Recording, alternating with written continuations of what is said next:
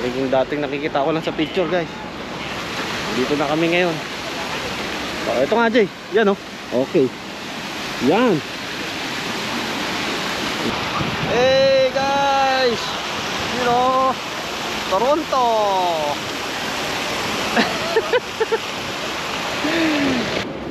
Ito. Nasaan? Baka nandun. Ulitin natin to. Kaso nga lang din dito, guys.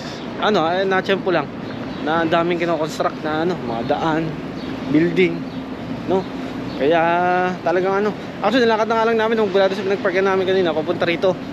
Mga 20 minutes. 20 minutes na ano, na lakaran. Kasi kung magsasakyan kami, abot mas matagal pa kaysa sa paglalakad, no? Yan, ito na yun. Talo kami ng kasama ko.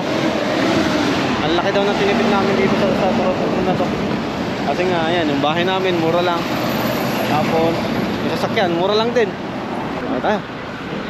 Eh, ano na, nakapita tayo.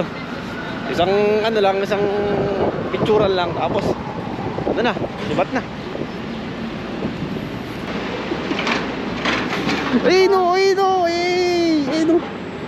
Toronto. May mga gagawin kaming ano kasi TikTok. Abangan nyo. Bakit Eh, ganun yung spelling? Jay, baliktad. Doon tayo sa harap. Hindi. O Toronto? Ha? Ah, parang bisan lang yun. Listen lang yun. Eh. Yun. Guys, dito kami ngayon sa Toronto. Oo eh. Yun o. Doon tayo sa harap. Teka, ba't baliktad? Picture. Doon ka mag-picture. Ha?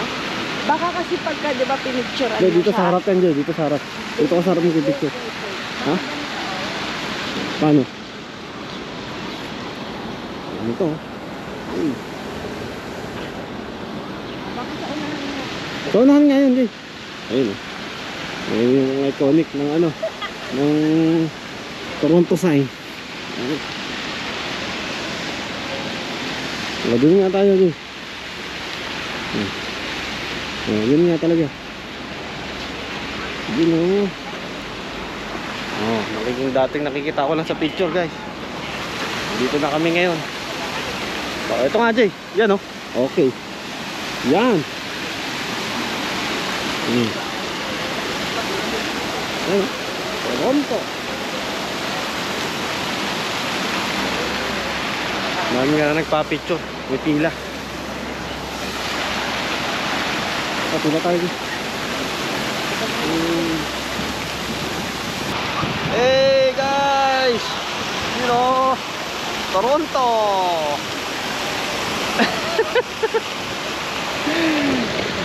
Hey!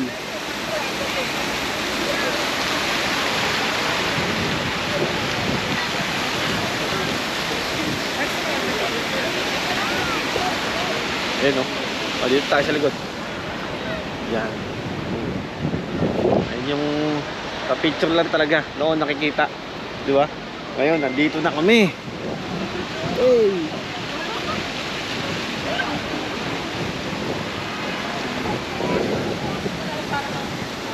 Pagdi tayo. Happy na naman ang asawa ko. At nakapag-shopping na naman dito sa Lululemon. Ayun. Gagamitin niya rin mamaya, guys, ano? Sa concert. Ano siya? Yung belt bag. No? Medyo mura lang naman. Hindi naman kalaki lang. Grabe.